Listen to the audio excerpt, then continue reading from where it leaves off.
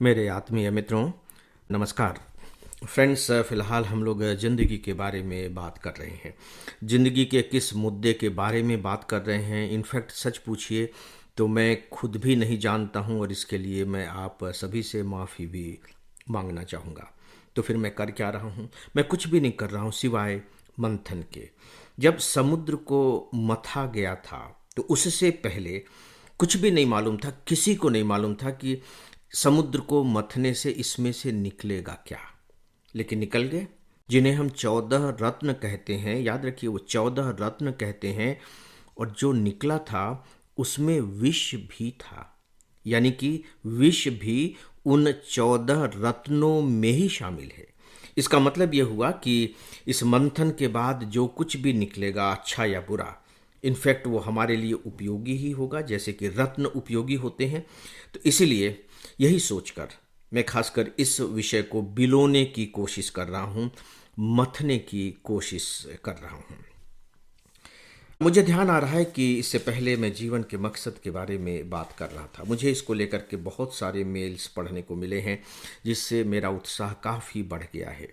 उत्साह बढ़ गया इसका मतलब ये नहीं कि मैं इसे अब रबर की तरह खींचता चला जाऊंगा इस विषय को, नॉट एट ऑल।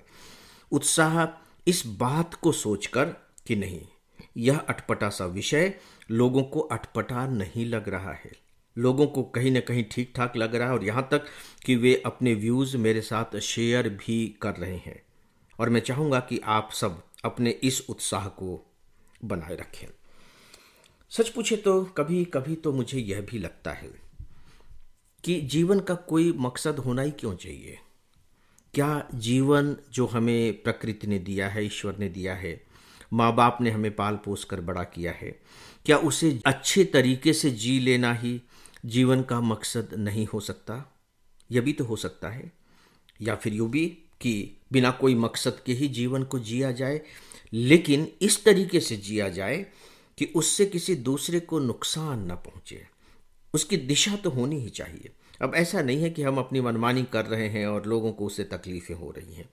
यह भी जीवन का एक मकसद हो सकता है, एक उद्देश्य हो सकता है। पता नहीं हो सकता है या नहीं हो सकता है। जब मैं अलग अलग लोगों के बारे में सोचता हूँ, मैंने बहुत सी बायोग्राफीज पढ़ी हैं, उन लोगों के जीवन के बारे में भी सोचता हूँ, और मैंने बहुत से लोगों के जीवन को बहुत प्रत्यक्ष रूप से देखा भी है, गहराई में झांक करके उसे महसूस भी किया है। तो मैं पाता हूँ कि जितने भी लोगों के बारे में मैंने सोचा, देखा और विचार किया, उन सब के जीवन के मकसद अलग अलग थे। शायद अलग अलग इसलिए रहे हों कि उस समय की परिस्थितियां अलग अलग थीं, या इसलिए भी अलग अलग रहे हों कि उनकी अपनी परिस्थितियां अलग अलग थीं। कारण चाहे जो भी हो, लेकिन ज़्यादातर लोगों के मकसद एक दूसरे से अलग दिखाई दिए।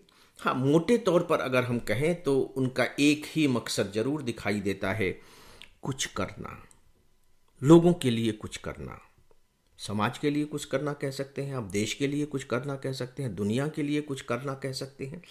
लेकिन यहाँ एक बात मैं आपको बताना चाहूँगा कि जो कुछ भी वो कर रहे थे, वो देश और दुनिया के लिए नहीं कर रहे थे। बहुत गहराई में जा कर के मुझे यह रियलाइजेशन हुआ कि इनफैक्ट वे जो कुछ भी कर रहे थे वे अपने लिए कर रहे थे, और उससे देश और दुनिया का भला हो गया।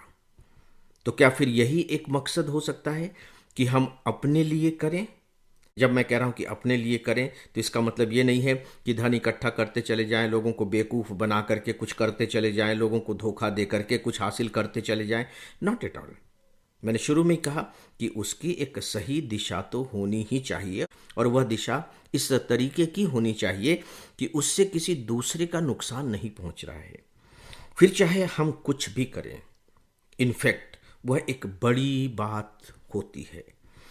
और सच पूछिए तो इन सब को मथने के बाद निष्कर्ष के तौर पर मुझे ये लगा कि इनफैक्ट सबको अपना अपना उद्देश्य खुद ढूंढना चाहिए।